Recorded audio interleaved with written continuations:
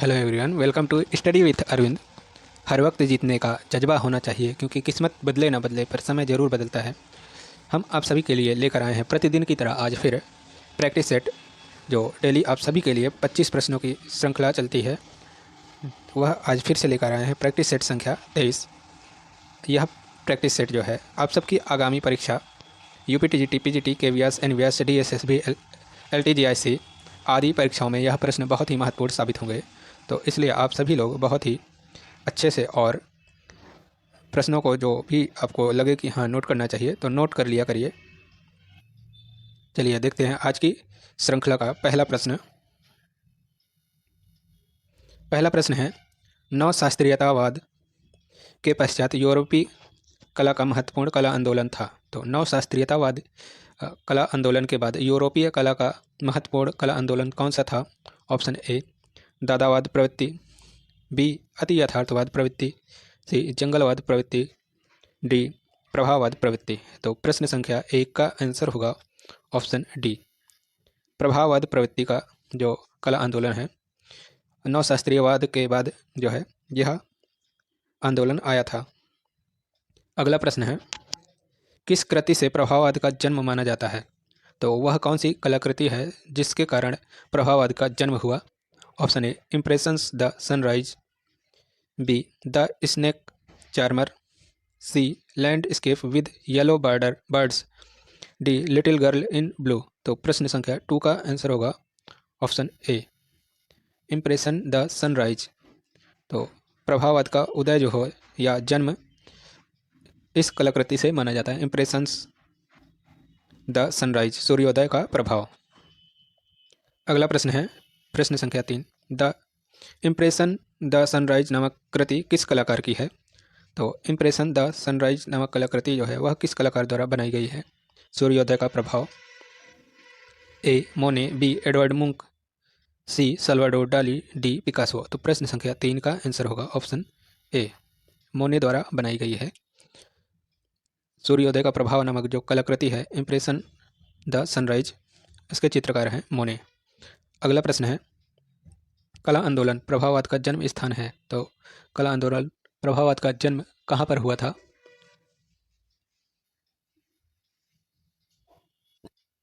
Option A Germany, B France, C Bharat, D America. तो प्रश्न संख्या 4 का आंसर होगा ऑप्शन बी, प्रभाववाद का जन्म जो है जन्म स्थान है फ्रांस। तो ऑप्शन बी सही होगा, फ्रांस।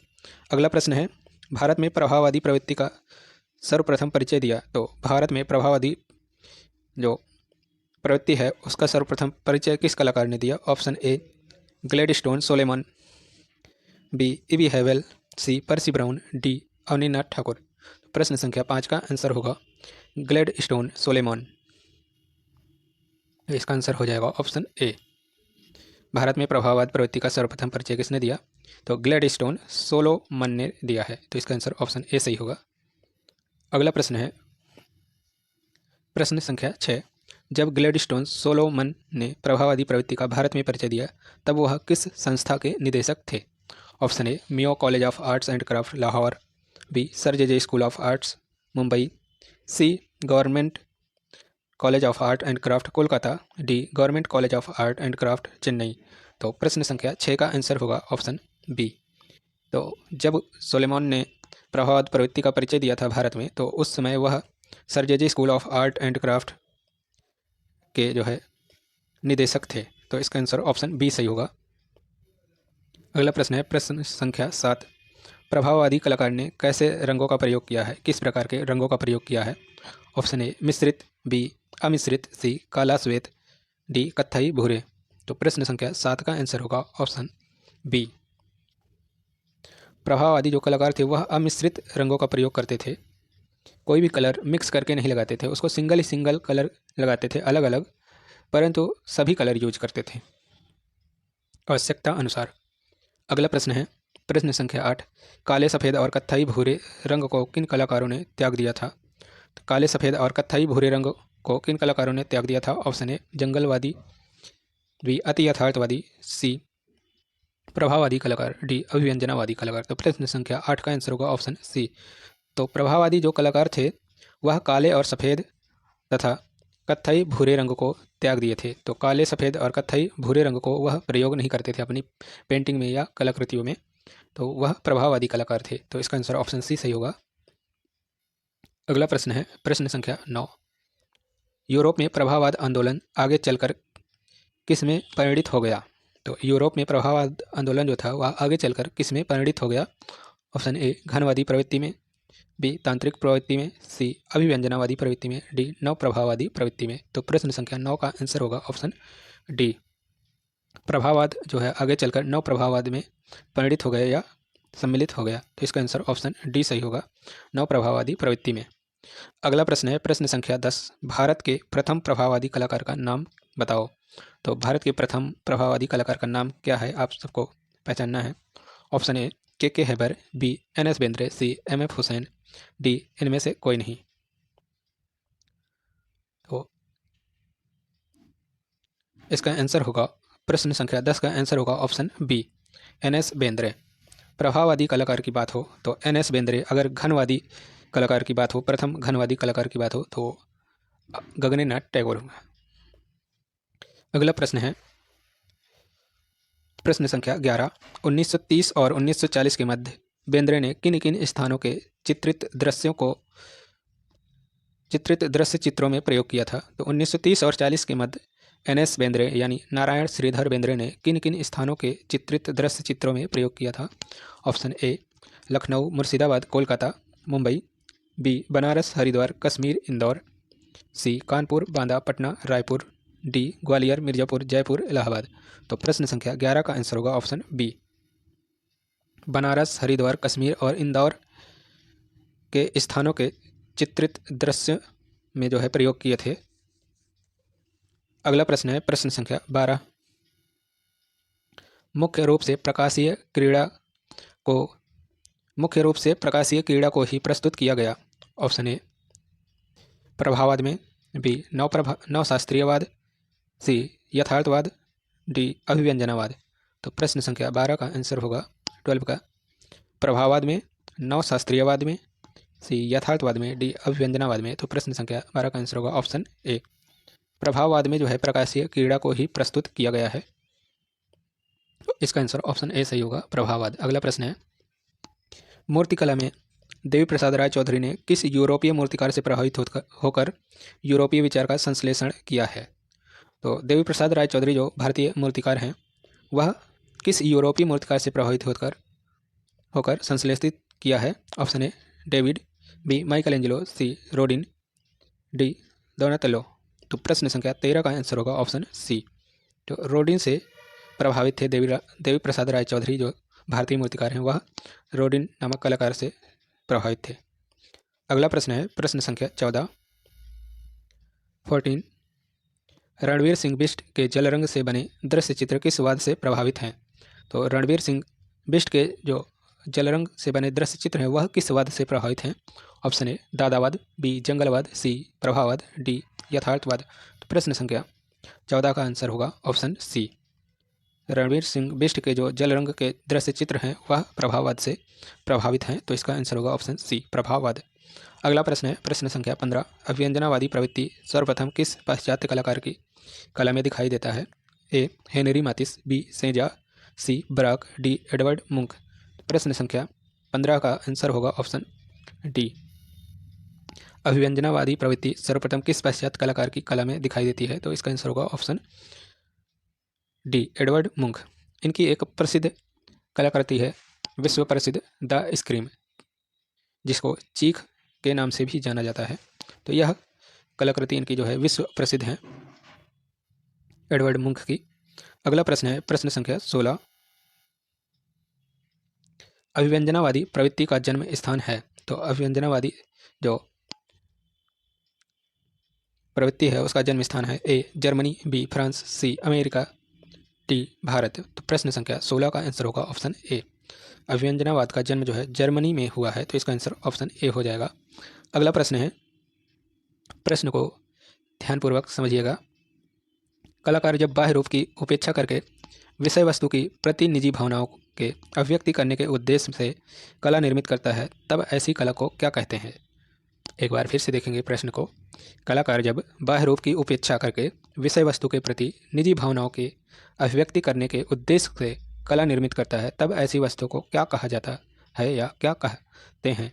ऑप्शन ए यथार्थवादी, बी प्रभाववादी, सी अभिव्यंजनावादी, डी इनमें से कोई नहीं। तो प्रश्न संख्या 17 का आंसर होगा ऑप्शन सी, अभिव्यंजनावादी ऐसी कलाकृति को बोलते हैं जब कलाकार बाह्य रूप की उपेक्षा करके विषय वस्तु की प्रति निजी भावनाओं की अभिव्यक्ति करने के उद्देश्य से कला निर्मित करता है, तब ऐसी कला को अभिव्यंजनावादी कला कहते हैं।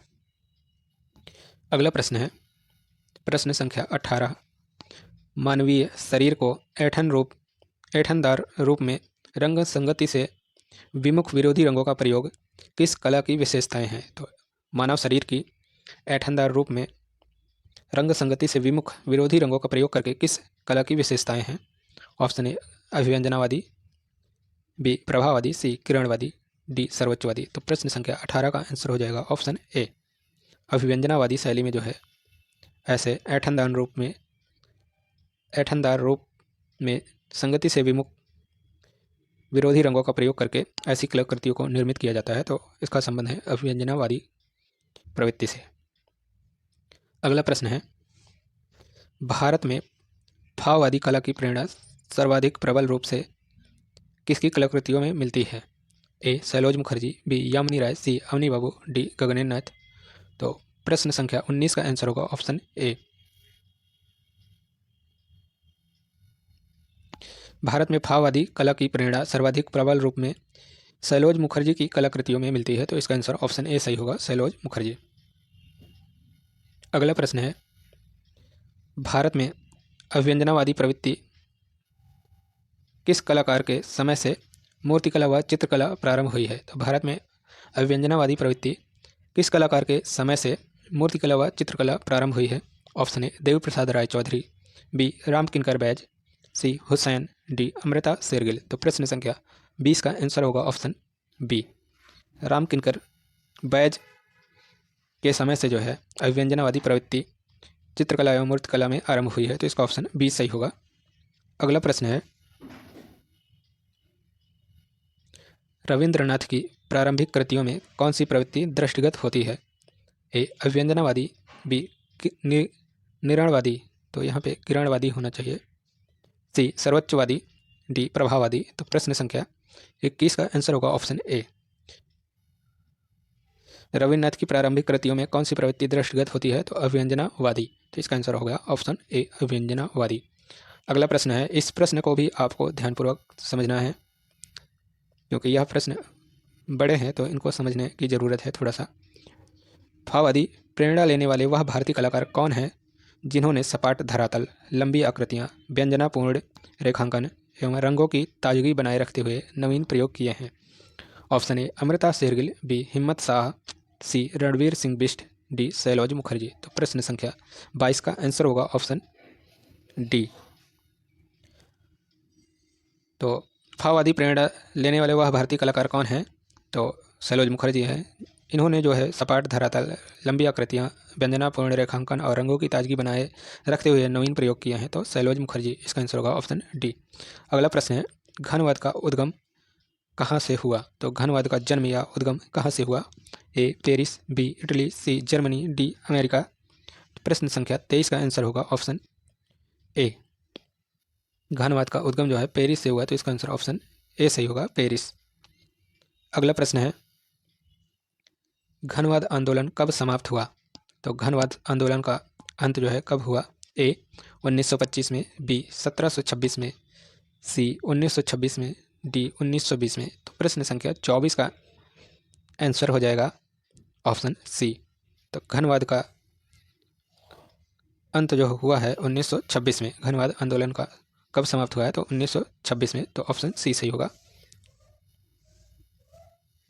अगला प्रश्न है और आज की श्रृंखला का आखिरी प्रश्न है पिकासो एवं ब्राक किस वाद से संबंधित है? ए अति यथार्थवाद, बी घनवाद, सी सर्वोच्चवाद, डी यथार्थवाद। प्रश्न संख्या 25 का आंसर होगा ऑप्शन बी, पिकासो एवं ब्राक जो कलाकार हैं वह घनवाद से संबंधित हैं। तो इसका आंसर हो जाएगा ऑप्शन बी, घनवाद। कैसी लगी आज की श्रृंखला कमेंट बॉक्स में ज़रूर बताइएगा। Thanks for watching this video.